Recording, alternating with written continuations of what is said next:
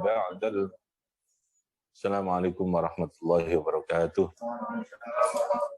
Waalaikumsalam. Bismillahirrahmanirrahim. Rabbi shrah li sadri wa yassir li amri wa hlul 'uqdatam min lisani yafqahu qawli. Subhanaka la ilma lana illa ma 'allamtana innaka antal alimul hakim. Amma ba'd. Alhamdulillah pagi hari ini kita bisa ngaji bersama dalam keadaan sehat walafiat. Kita terus berdoa, berikhtiar agar terus diberikan maunah, diberikan kesehatan oleh Allah Subhanahu wa taala. Pagi ini saya lanjutkan pembahasan kemarin yang berbicara tentang persoalan keimanan. Masih keimanan. Saya sedikit review kembali pokok-pokoknya. Iman dalam konsep Ahlus Sunnah wal Jamaah adalah tasdiqun bil qalbi wa iqrarun bil lisan. Yang dibuat catatan ya, yang Aqobah 1, Aqobah 4. Buat catatan nanti dibuat resume kirim ke saya, ya, Japri ke saya. Yang Ais juga ya. Biar kayak kamu nyuruh siswanya itu ya. Bikin resume. Nanti resume itu bisa menjadi buku sebenarnya. Minimal buku catatan untuk kita kan ya. Saya bisa melihat nanti ya. Karena saya tidak cukup punya hobi atau punya waktu untuk bisa mencatat apa yang saya sampaikan. Jadi kalau sampai yang catat, nanti kemudian resumenya, sampai kumpulkan resume itu, tinggal nanti di print, lalu kasihkan ke saya, paling tidak 1 semester, ini print-printan materi dengan versi masing-masing ya, jadi tidak copy paste atau memfotokopi yang lain, tapi masing-masing ya. Nanti bisa diberi tanggal ini, materi ini, nanti itu bagus kan ya, materi ini, tentang materi ini, gitu. Lalu nanti di print, lalu kemudian dikumpulkan, dikasihkan ke saya. Jadi itu bisa menjadi latihan kita untuk membangun budaya literasi, apa istilahnya sekarang, budaya nyatet lah gitu ya. Biar itu budaya ngasai, maknai kitab gitu ya, budaya nyatet. Dan itu sangat penting karena ilmu juga harus diikat, ikatan ilmu itu dengan catatan itu. Ya, taline ilmu itu dengan catatan itu, sehingga kalau pikiran kita ini lali, ucul ya, lepas dari pikiran kita, minimal kita punya ikatannya untuk kita buka yang dulu kita ingat. Dan saya dulu punya kebiasaan itu. Ketika mondok di Tebu Ireng, semua pelajaran itu saya bikinkan ada buku pendamping ya. Ya, kalau dulu itu buku tulisnya kan berupa buku tulis leces itu ya. Warna apa itu? Enggak lah, biru apa warna? Biru apa hijau itu ya. Pokoknya saya biru dan hijau itu agak enggak begitu bisa membedakan. Yang kecil itu, yang tipis itu. Tapi sudah tidak ada kan. Sekitar 10 tahun, 15 tahun sudah tidak ada itu buku itu. Leces yang dibuat oleh pabrik kertas leces dekat rumah kami itu, Val. Nah, sekarang sudah mati pabriknya. Saya masih ingat sekali itu. Jadi kayak ngaji kitab hadis Bulughul Maram itu punya buku catatan pendampingnya. Jadi semua penjelasan dari kiai saya, guru saya catat buat kesimpulan. Yang kedua, saya membuat kesimpulan dari materi yang tertulis di situ. Sehingga semua ada buku catatannya. Bulughul Maram, kemudian kitab usul fikih. Usul fikih itu saya yang paling suka juga. Ilmu hadis, saya masih ingat semua. Dan itu sampai saya punya pondok, itu masih utuh bukunya ketika itu. Ya, sekarang sudah karena pindah berkali-kali, jadi sudah saya dan sudah apal gitu ya dari yang saya sampaikan. Jadi saya simpan cukup lama dan itu menjadi buku sakti ternyata. Buku apa? Buku primbonnya, jimatnya kita kalau kita. Karena tidak semua penjelasan bisa kita peroleh dari kita membaca kitabnya itu.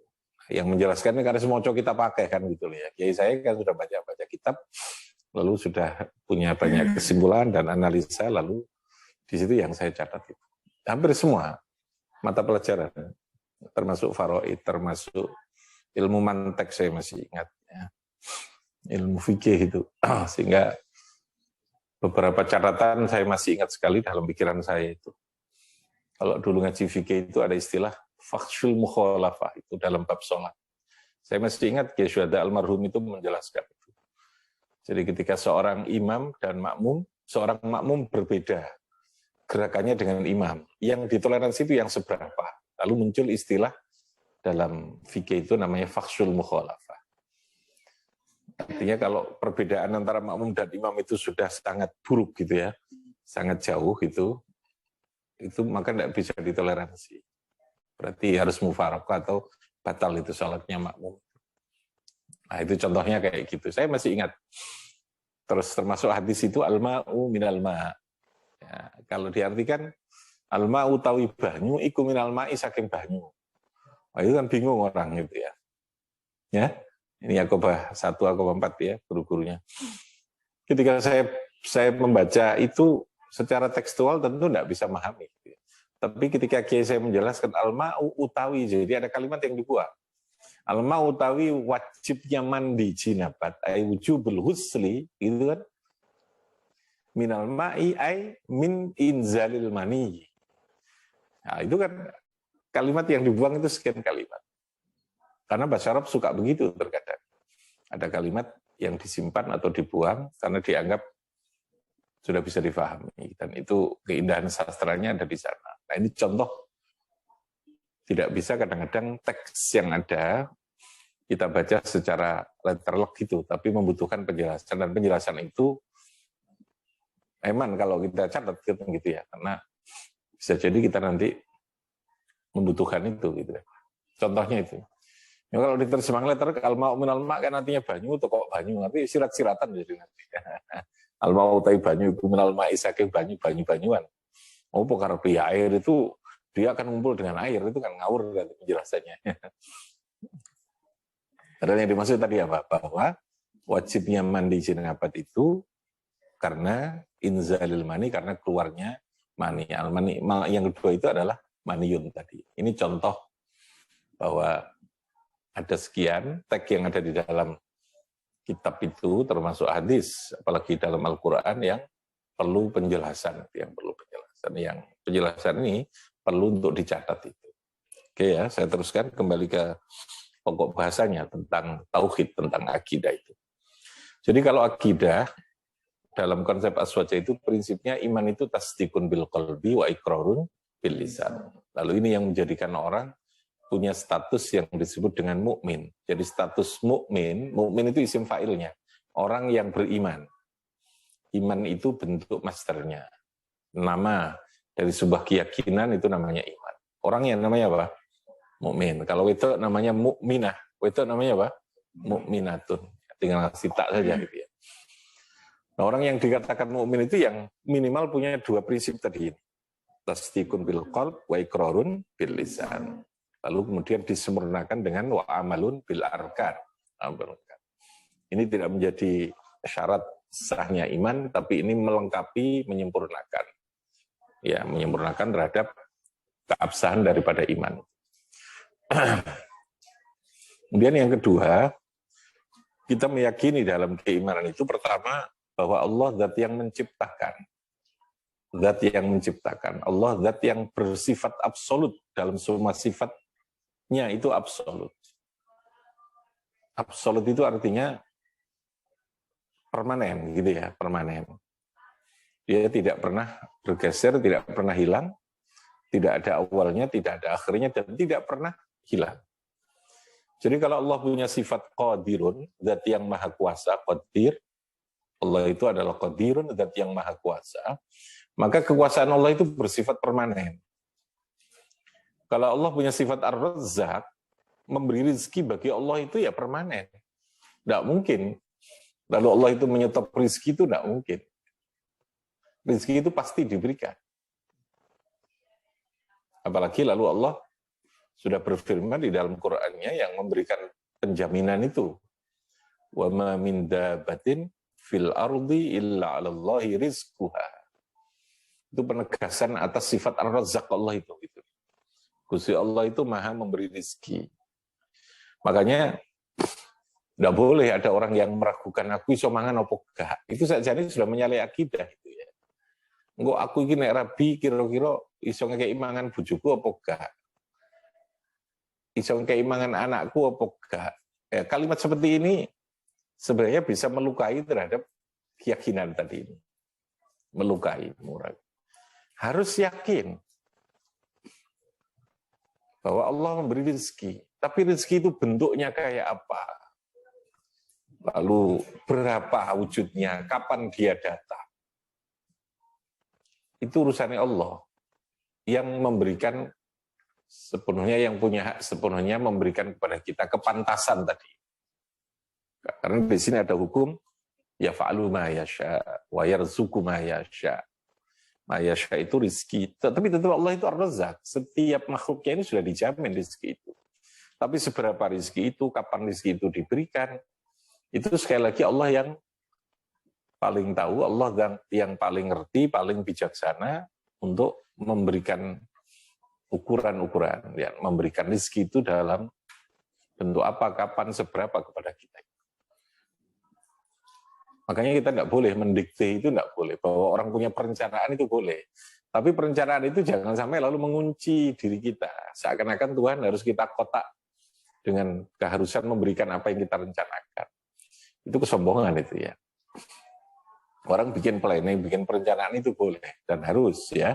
Karena itu bagian dari itu. Tapi perencanaan itu harus tetap didasarkan pada keyakinan. Pada akhirnya Allah yang menentukan apakah yang kita rencanakan ini memang bisa dipenuhi, bisa ditakdirkan untuk terwujud apa tidak oleh Gusti Allah. Makanya wong ngaji no pondok itu hampir tidak pernah punya cita-cita untuk sebuah pekerjaan, itu tidak pernah. Oh, itu hebatnya ya. Jadi betul-betul apa istilahnya, masa depan itu kayak sudah selesai gitu jadi santri. Sakti lah gitu ya. Jadi santri itu sakti. Beda kan? Kalau kita kuliah itu kan seakan-akan kita sudah mendesain masa depan kita harus jadi ini, kudu ini.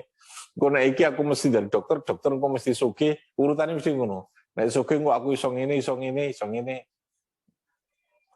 Saya katakan, ya perencanaan itu boleh, kalau kita memang diberi hak untuk merencanakan, planning, karena itu bagian dari manajemen kehidupan ya. Tetapi yang tidak boleh bahwa perencanaan itu lalu kita kunci menjadi sebuah kepastian. Melepaskan terhadap hak Allah untuk menentukan terhadap keputusan atau takdir yang pantas untuk kita, qada yang pantas untuk kita. Itu maksudnya begitu ya. Nah, ini harus jadi keyakinan itu. Makanya mondok biyen itu begitu. Kata kuncinya yang pasti itu pengen jadi wong manfaat, ngono tok wae gitu. Pengen jadi wong sing barokah. Itu kan tidak toh? Begitu pula mendoakan orang Nabi itu doa cita-citanya apa? Kita kawin supaya kita diberi keberkahan. Hidup kita ini tenang. Tenang itu seberapa? Lalu dengan apa kita tenang? Itu Gusti Allah yang akan menentukan. Bisa jadi kita dengan hanya coro kasarane loh ya. Dengan situasi yang pas-pasan tapi di situ ada ketenangan gitu. Makanya keharmonisan ketenangan itu sesuatu yang sangat relatif. Gusti Allah tidak menjadikan sebuah ketenangan, kebahagiaan itu pada ukuran-ukuran materi yang bersifat eksak, apa? Yang terkunci dalam jumlah, gitu loh ya. Dan tidak semuanya dalam bentuk materi kan gitu. Tapi sekali lagi orang biasanya kebanyakan itu lalu kemudian menafikan itu. Menafikan dalam arti ya tadi itu akidahnya lalu bergeser gitu loh ya. Seakan-akan itu menjadi wilayah dia gitu ya. Makanya seorang mukmin harus tahu mana wilayah dia dalam posisi ikhtiar. Nanti dalam konsep akidah begitu. Ada wilayah ikhtiariyah, ada wilayah yang bersifat idtiroriyah. Idtiror itu sesuatu yang memang menjadi rencana Allah, yang menjadi keputusan Allah, gitu loh. Idtiroriyah. Ikhtiariyah itu yang wilayah kita untuk berikhtiar. Dan sampai seberapa kita itu harus tahu wilayah itu sehingga tidak sekali lagi memaksakan diri untuk mendikte, kalau bahasa saya begitu ya, mendikte atau mengunci Tuhan pada keinginan yang kita miliki. Padahal Tuhan itu ya fa'alu ma yasha, Tu'izzu man tasya' wa tudhillu man tasya' wa tarzuqu man tasya'. Itu harus kita yakini begitu ya. Makanya Gusti Allah sekali lagi tidak menjadikan prasyarat untuk sebuah kebahagiaan itu pada jumlah, pada jenis materi tertentu, tidak. Semua ada kebahagiaan, di semua ada kebahagiaan. Di semua juga ada susah, ada tangis, gitu ya, ada ujian, itu pasti. Sehingga kita akhirnya harus bersyukur gitu ya. Dengan konsep akidah itu kita harus bersyukur. Jadi akidah itu menjadi fondasi betul ya dalam mengambil keputusan, dalam kita bersikap dalam kehidupan ini seperti itu. Dalam semuanya gitu loh.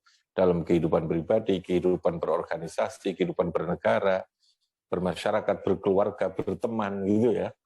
Itu semua harus dilandasi oleh keyakinan yang benar. Kalau keyakinan yang benar, insya Allah semuanya akan menjadi baik, akan menjadi semuanya menjadi indah. Seringkali kita hanya meyakini Tuhan itu ada, zat yang yakini, tapi dalam perilaku kita seringkali keluar dari keyakinan itu. Kita meyakini Allah zat yang mengatur, yang menentukan segalanya, tapi seringkali kita menyesali, meratapi terhadap sesuatu yang kadang tidak tercapai dari apa yang kita inginkan, gitu kan? Kita memaksakan diri, itu kan berarti ada yang salah dalam mengaplikasikan keyakinan itu di dalam kehidupan. Yang sulit itu kan begitu. Jadi membreakdown bahasa politiknya itu, nah breakdown itu menjabarkan. Membreakdown keyakinan itu menjadi sesuatu yang real di dalam kehidupan nyata ini yang memang menjadi berat itu. Nah, seringkali manusia beralibi itu beralasan, berlindung di balik manusia.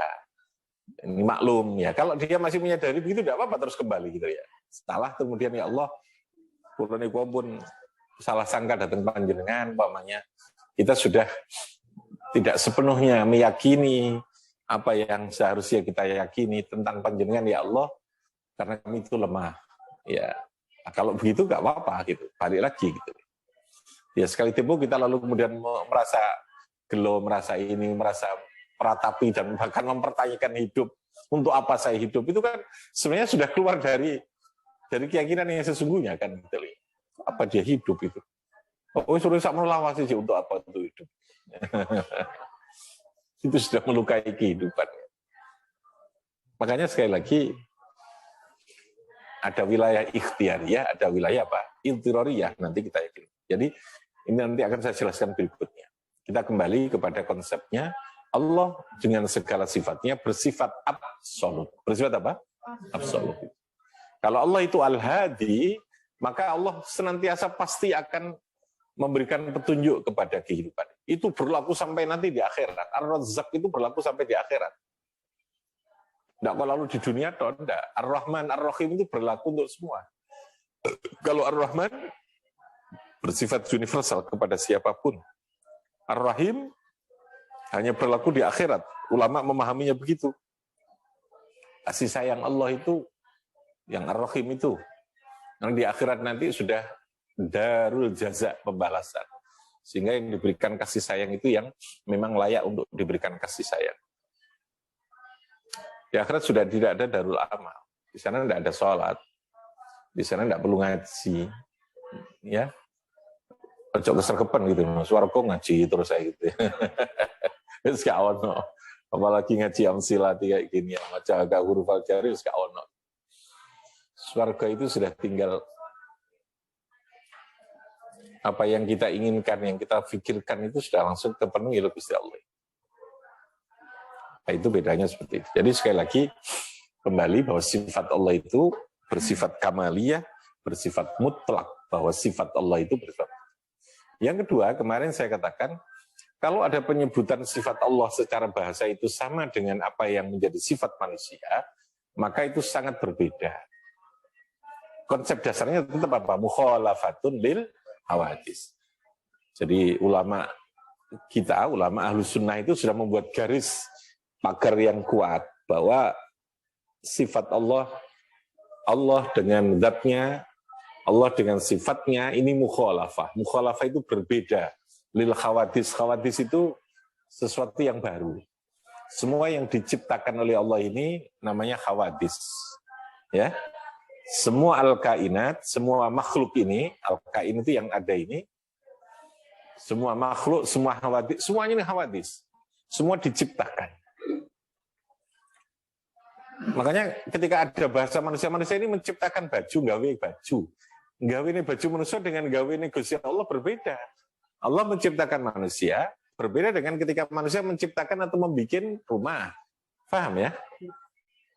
Karena ini sudah jauh berbeda, bahasanya sih yang berbeda. Kenapa bahasa itu kemudian sama? Ya karena manusia tentu berbicara sesuatu yang dekat dengan akalnya kan, dengan pikirannya.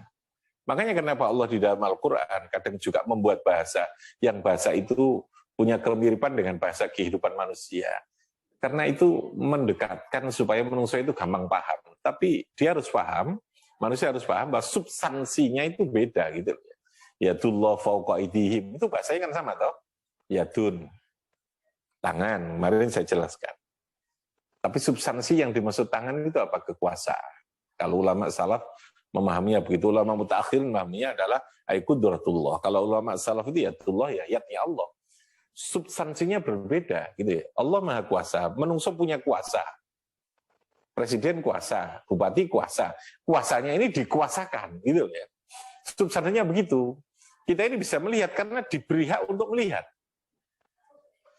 Dan jauh berbeda melihatnya. Kita perlu sistem, perlu alat, perlu perangkat, perlu kondisi. Kita gelap saja sudah bisa melihat gitu ya. Mata kita ditutup saja tidak bisa melihat. Mata kita dalam keadaan rabun, mata kita dalam keadaan sakit tidak bisa melihat. Beda sekali gitu. Allah Maha melihat ya Allah tanpa butuh perangkat, tanpa butuh sebab, tanpa butuh apapun. Allah menciptakan tanpa perlu dimensi waktu, tanpa perlu dimensi tempat, tanpa perlu dimensi alat. Itu bedanya. Kalau kita menciptakan sesuatu butuh alat enggak? Butuh alat enggak? Sangat butuh alat.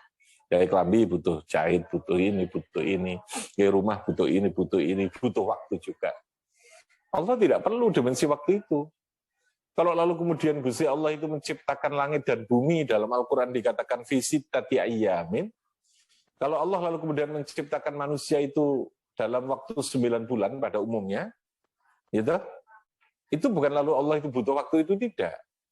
Waktu itu diberikan oleh Allah untuk mencipta sesuatu itu, hikmahnya, sekali lagi ya, hikmah atau manfaatnya itu terkait dengan kehidupan manusia itu. Dan itu bukan keharusan. Andai kata Allah menciptakan manusia tanpa waktu, bisa enggak? Bisa. Nyatanya Nabi Adam juga cukup kun fayakun. Gitu? Andai kata Allah menciptakan seorang manusia tanpa ayah dan ibu, bisa enggak? Tanpa ayah bisa enggak? Tanpa ibu bisa enggak? Bisa. Kalau kemudian Allah memilih itu sifatnya jaiz nanti. Memilih ada waktu, memilih ada ini. Tapi kalau kita bukan memilih keharusan, waktu itu harus. Paham ya? Tempat itu harus, alat itu harus. Kalau Gusti Allah kemudian memilih dalam menciptakan sesuatu, ada waktu di sana, memilih di sana, kemudian ada sebab. Sebab itu bagi Allah bukan keharusan, tetapi jaizun fi haqqihi ta'ala. Sesuatu yang choice. Nah, sekali-sekali bahasa Inggris ya. Wah, choice itu apa? Pilih ya. Ya, itu adalah the choice gitu ya. Bagi Allah itu betul-betul merupakan sebuah pilihan, bukan keharusan. Tapi kalau manusia apa? Kita keharusan enggak? Keharusan. Gak mungkin lah kita makan tanpa piring, tanpa kita harus masak dulu gitu ya. Itu manusia itu. Karena Allah mengendakinya seperti itu. Jadi sekali lagi, beda antara manusia itu, Allah yang zat yang menciptakan kita yakini seperti itu.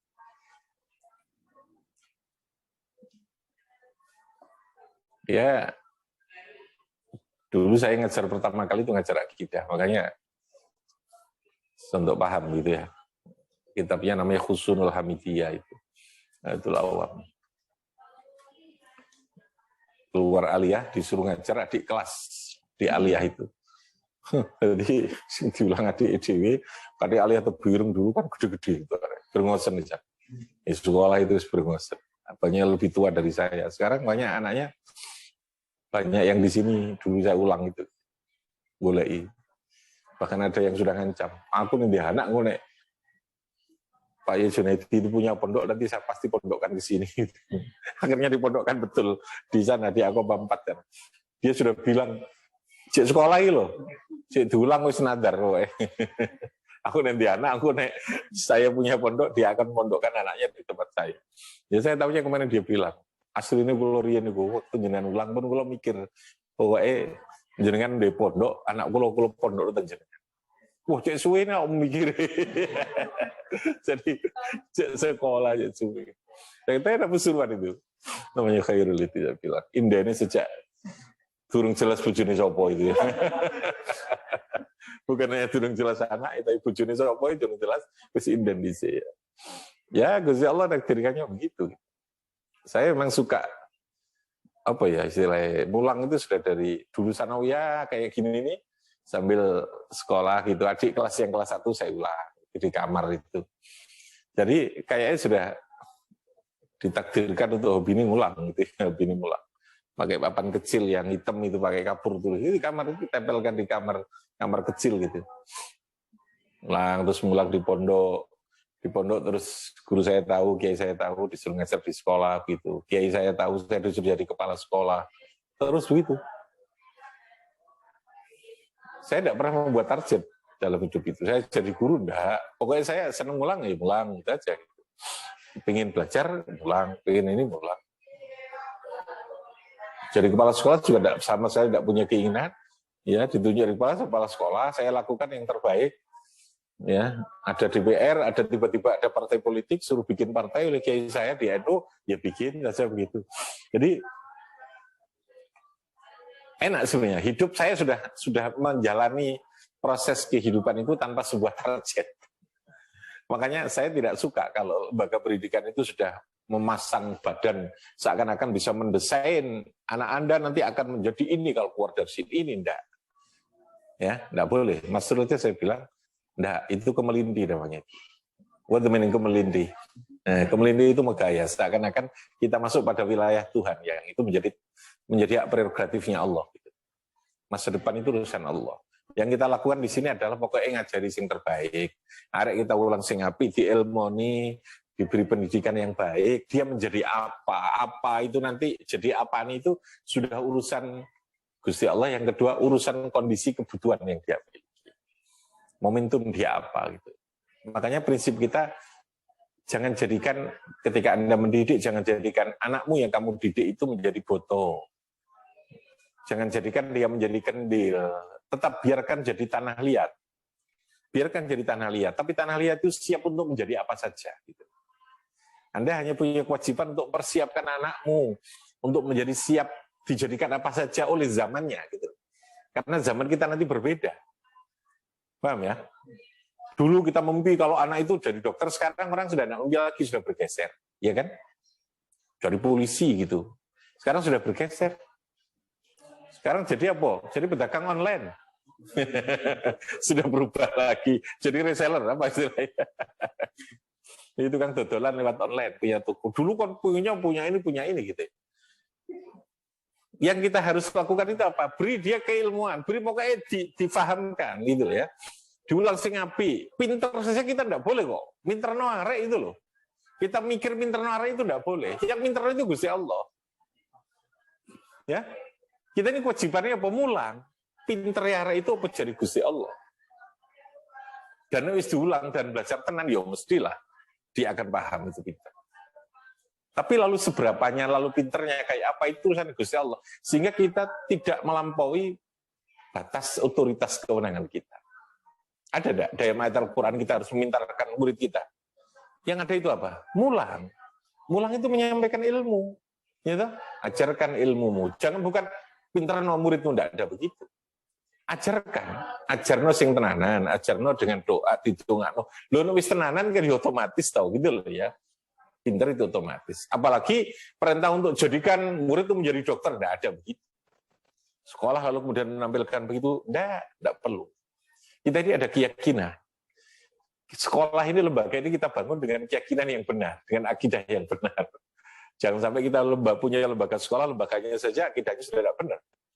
Ya, sudah merasa bisa mendesain, menciptakan orang itu untuk jadi ini, jadi ini. Banyak perguruan tinggi kan begitu. Anda saya jamin keluar dari sini nanti bisa bekerja. Iya bekerja, tapi kayak itu duit. Kerja tok gitu ya. Kerja tok. Kita kan sudah sampai pada tingkat tinggi. Sudah, Anda punya ilmu. Duit ilmu, duit agama, insya Allah nanti itu bahagia. Bahagia kamu nanti dengan apa dan jadinya apa, itu nanti zamanmu dan takdir Allah yang akan menentukan. Karena Anda dididik di zamanin ghairi zamanikum, yang kita didik ini bukan untuk zaman kita, gitu ya. Mereka bukan hidup nanti untuk zaman kita saat ini, tapi untuk zaman mereka yang 20 tahun yang akan datang. Anda bisa membayangkan kalau sekarang dia sekolah, keluar nanti sampai kuliah, 6 tahun, 12 tahun, berarti sekitar 25 tahun sampai 30 tahun itulah. Zaman mereka nanti 30 tahun, berapa? Sekitar 20 tahun yang akan datang itu. Anda sudah umur berapa? 50 kan? Terus kan nuntuti mana zaman itu, sudah berbeda lagi zaman kita. Nah makanya sekali lagi akidah itu harus menjadi fondasi tadi. Hak kita adalah ikhtiar pada wilayah ini, dan ini kita breakdown, kita aplikasikan dalam kehidupan nyata kita secara kelembagaan. Lembaga ini, pendidikan ini, kita yang mengajar ini, jangan masuk pada wilayah yang bukan wilayah kita sebagai seorang hamba, sebagai seorang manusia. Ada wilayah ikhtiariyah, ada wilayah idhtirariyah. Ikhtiariyah itu yang menjadi tugas kita untuk melakukan sesuatu. Ada wilayah ikhtiariyah yang itu yang dalam bahasa agama disebut dengan fatawakkal 'alallah. Tawakal itu artinya kita memasrahkan. Kita sudah mengembalikan semua ending dari ikhtiar kita ini kepada Gusti Allah. Termasuk tadi ini, kita harus hidup di mana, kita harus bekerja kayak apa, kita nanti dapat rezeki seberapa, paham ya? Jodoh kita itu akan di mana, itu ikhtiariyah sudah. Wilayahnya Gusti Allah. Yang bisa kita lakukan adalah ikhtiar. Memantaskan diri kita untuk mendapatkan takdir yang terbaik. Dan bagi seorang mukmin semua takdir itu adalah terbaik. Makanya khairihi wa syarrihi minallahi ta'ala. Yang tidak baik pun bagi seorang mukmin pasti dia menjadi baik karena difahami bahwa itu pasti ada hikmah. Seru kan ya? Jadi kita ini membangun lembaga ini ada keyakinan, ada prinsip keimanan yang harus kita tuntut terus, kita benar. Saya pun mengikhlaskan diri dengan penuh dan itu belajar terus gitu loh. Saya tidak boleh lalu kemudian mentargetkan lembaga ini harus ini, mentargetkan dalam arti planning silahkan ya. Tapi mengharuskan bahwa nanti harus jadi seperti ini sudah urusan takdir Gusti Allah. Saya bilang pada Mas Rul, ketika sekolah ini kita bikin, AIS ini kita bikin namanya, ya pokoknya kita bikin saja lah. Target kita usahakan nanti ini bisa tercapai, awal tahun ini bisa. Ini kayak saya sudah serahkan ke Gusti Allah. Segalanya serahkan ke Gusti Allah. Menurut murid, ya berarti kita ditakdirkan. Kalau tidak ada murid ya sudah. Tapi kita meyakini ketika ikhtiar kita itu benar, sesuatu itu akan menuju kepada takdir yang kita harapkan. Takdir itu misteri, tetapi dia ada korin, ada tanda. Gitu. Bahwa sesuatu itu ditakdirkan dalam bahasa Kanjeng Nabi, yassarahullah. Sesuatu itu ketika ditakdirkan oleh Allah, maka sesuatu itu akan dimudahkan proses menuju ke sana. Ya, yassarahullah itu. Jadi Allah yassarahullahu terhadap sesuatu yang dikehendaki oleh Allah. Itu cirinya berarti ada takdir. Takdir itu misteri, gitu ya. Takdir itu sebuah keputusan akhir dan itu misterinya pada Allah. Tetapi ada indikator. Ada indikator, apa indikator itu? Pertanda. Ada ukuran-ukuran, ada alamat bahwa apakah sesuatu itu ditakdirkan apa tidak, itu ukurannya yang paling gampang ya kita apakah diberi kemudahan. Diberi kemudahan untuk menuju kepada plan, kepada rencana yang kita inginkan itu apa tidak. Nah, Gusti Allah nakdirna ya. Nah, sekali lagi untuk menuju kepada takdir kan tentu ada perangkat gitu loh ya. Memantaskan diri, kita harus belajar, kita harus terus berdiskusi, kita harus mencari informasi, apa istilahnya, harus melakukan kajian, macam-macam itu kan. Harus mencari link, harus mencari dana di mana, harus mencari ini. Itu untuk memantaskan takdir tadi. Supaya, nah, semua ini akan dimudahkan ketika di sana ada takdir. Jadi yakinlah bahwa takdir pasti akan bisa kita penuhi, ya Allah akan memberikan itu bila mana kita memantaskan diri bahasa saya untuk membangun mempersiapkan hal-hal yang bisa menuju pada takdir. Nah, sesuatu yang ditakdirkan itu wa innahu layasirun ala man yassarahullah. Setiap takdir itu akan dimudahkan. Kalau itu memang ditakdirkan oleh Allah, biasanya sesuatu itu akan yassarahullah, Allah akan memudahkan kepada itu. Sekali lagi ya, ada wilayah apa tadi? Ikhtiyariyah, ada wilayah apa? Ikhtiyar. Ini dibuat nanti ya, dibuat resume, lalu kemudian dibikin sebuah, ya paling tidak itu tadi ya, jadi catatan buku kita ngaji. Dan saya kira tidak banyak gitu ya lembaga yang bisa melakukan kegiatan. Karena kalau tidak begini, ya namanya orang kan, sekali lagi ya, potensi untuk terjadi penyimpangan mindset, visi, pikiran, yakinan itu pasti. Jadi harus terus. Kenapa kita harus terus ngaji? Karena mengilmuni diri, karena yang bisa menjaga iman sekali lagi itu ilmu ya. Yang bisa menjaga iman itu ilmu. Yang bisa menjaga agama kita itu ilmu. Mengilmuni diri, terus baru berdoa kepada Allah bahwa supaya ilmu kita ini betul-betul bisa menjaga iman kita, bisa menjaga Islam kita gitu loh. Dan kalau diilmuni terus begini ini kan bisa ucul gitu imannya. Paling tidak bisa menyimpang tadi. Ini kalau kuliah lumayan ya, SKS-nya sudah banyak loh. Bisa S2 ini sudah ini. Bisa S-Tech ini kalau kita ini ya. Oke, yang di rumah mungkin ada yang tanya. Ini silakan, bisa bunyi kan? Suaranya bisa bunyi. Yang di rumah masing-masing, yang Zoom. Silakan. Yang di sini, monggo. Ini kita sudah canggih kok. Ayo. Bumi, Lili, Khuril, barangkali ada yang tanya. Assalamualaikum, mohon izin ya. Lutfi ikut ngaji tidak ini, Razi? Oh ya. Ya.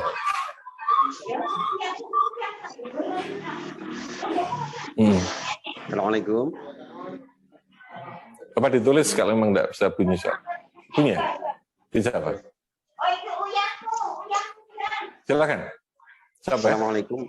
Assalamualaikum warahmatullahi wabarakatuh. Salam. Ustaz Ya. Nandar. Siap. Mohon izin nyuwun pirsa untuk implementasi di lapangan kaitannya dengan mensejajarkan antara ikhtiar dengan hasil target capaian yang itu milik Allah. Niku kira-kira kesimpulan singkatnya bagi kami di pendidik pribadi. Sebenarnya kami sadar bahwa sebagai manusia bahwa hasil itu murni milik Tuhan dan ikhtiar itu kewajiban bagi hamba. Hanya beberapa di perencanaan itu kan kemudian kita sudah kadung dipelajari bahwa silahkan perencanaan lakukan dengan target hasil yang maksimal dan itu harus bisa dicapai. Ngaten, matur sembah nuwun, Pak Yai. Assalamualaikum warahmatullahi wabarakatuh. Hebatnya Ustadz Sunandar ini ya. Kadang-kadang ya ngaji dan bertanya supaya jelas bahwa Ustadz Sunandar ini ngaji ukurannya ya. Jadi begini,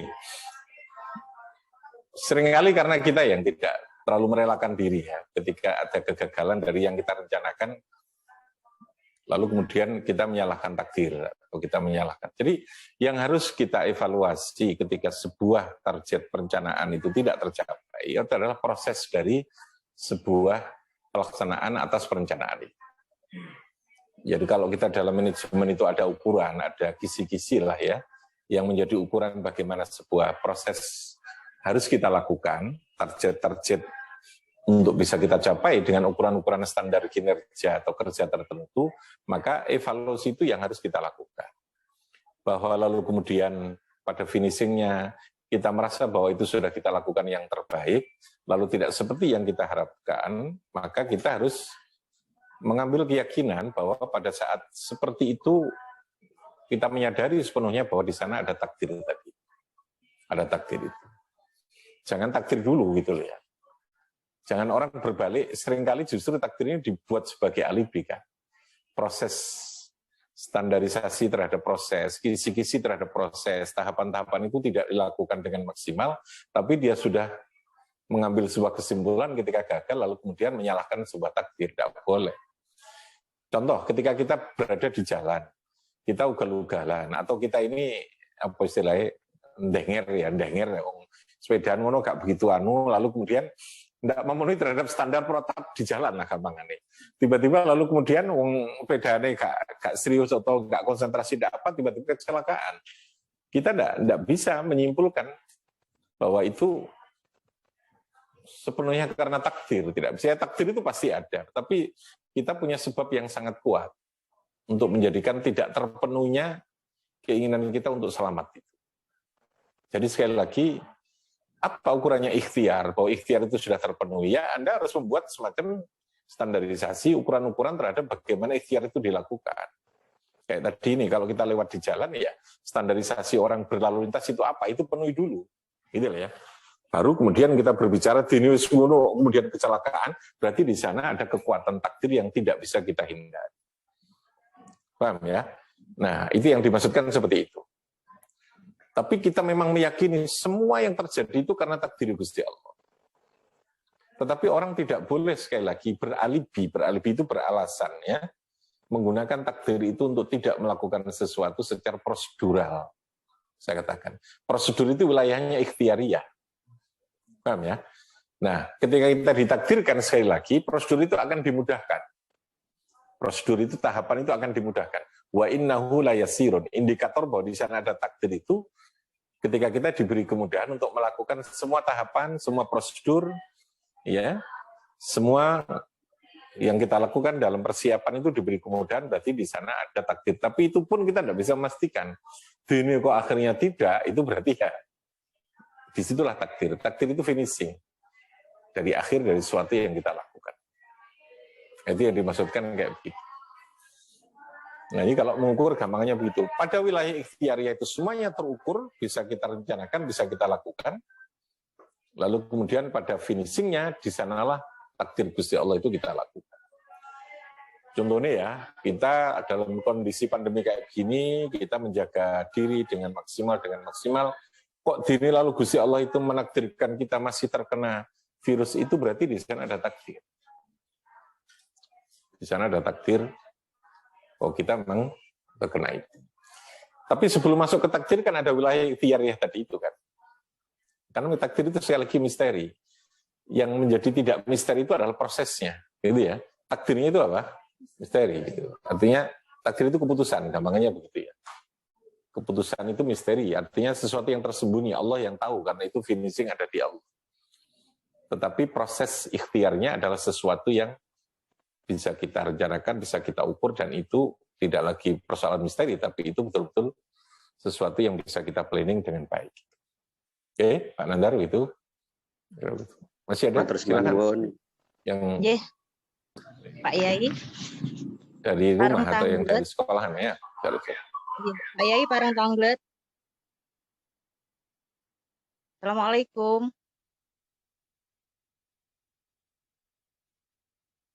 Assalamualaikum. Iya, Pak.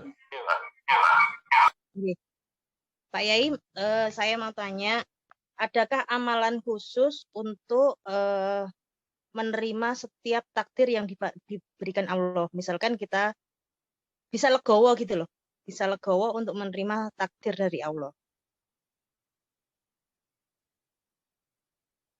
Iya, satu amalannya itu apa?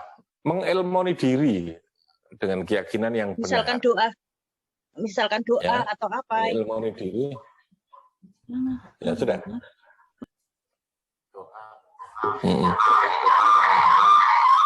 Ya, kalau donga itu kita terus mohon kepada Allah untuk diberikan yang terbaik ya. Inna ala dzikrika wa syukrika wa husni ibadatik. Jadi kalau saya itu doanya, ya Allah, ihdinas siratal mustaqim, itu juga termasuk doa yang ujarab gitu ya. Ihdinas iyyaka na'budu wa iyyaka nasta'in ihdinas siratal mustaqim. Itu beri tekanan lah. Kalau kita membaca Fatihah itu jangan rutinitas ya. Di Fatihah itu sudah ada semua doa itu. Ya. Di Fatihah itu kita baca dengan tekanan agar supaya kita terus diberi hidayah untuk mampu memahami kehidupan ini dengan benar, dengan keyakinan yang benar. Yaitu di Fatihah itu. Makanya saya kalau orang tanya amalan atau wiritan apa, ijazah apa itu, Fatihah itu. Fatihah itu kan gampang macone toh, dan itu bisa kita baca sewaktu-waktu. Cuman problemnya satu istiqomahnya, yang kedua memberikan jiwa, ruh terhadap bacaan itu yang penting itu. Yang saya katakan tekanan tadi itu. Baca saja. Jangan manfaatnya dulu yang kita pikirkan. Ini gunanya opo itu terlalu kontraktual ya. Belakang saja.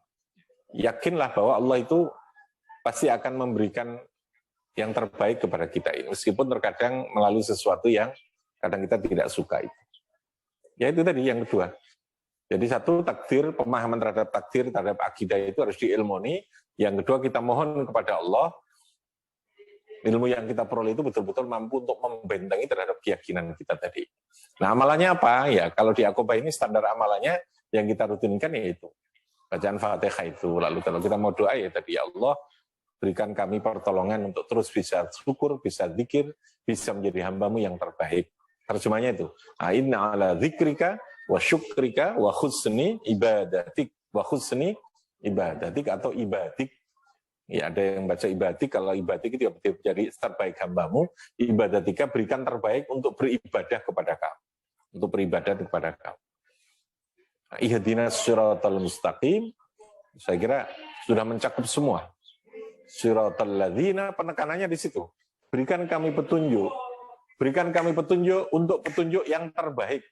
Untuk petunjuk yang terbaik. Petunjuk yang terbaik. Petunjuk yang terbaik. Nah, ukurannya di sana petunjuk terbaik itu apa? Siratal ladzina an'amta 'alaihim ghairil maghdubi alaihim waladdallin. Petunjuk terbaik itu ada ukuran standar, ada modelnya. Yang menjadi model petunjuk terbaik itu siapa ya? Mereka yang tak kau berikan kenikmatan. Alladzina an'amta 'alaihim. Para ulama, para aulia, gitu ya. Para kiai yang amaliyahnya baik, itu semua adalah alladzina an'amta 'alaihim. Jadi saya kira itu ya. Jadi prinsip kita ilmoni, lalu kemudian kita berdoa, kita jaga. Doa apa? Ya itu dari Fatihah saja lah. Kalau memang itu dirutinkan. Berapanya Fatihah itu terserah lah. Kalau mau ya yang kita amalkan biasanya 43 kali untuk mohon yang terbaik dalam kehidupan. Oke, saya kira begitu. Besok kita lanjut lagi untuk memberikan pemahaman terkait dengan keyakinan. Rabbi fanfa'na bi barakatihim Unsana bi hurmatihim wa amitna fi tariqatihim. Assalamualaikum warahmatullahi wabarakatuh. Waalaikumsalam warahmatullahi wabarakatuh.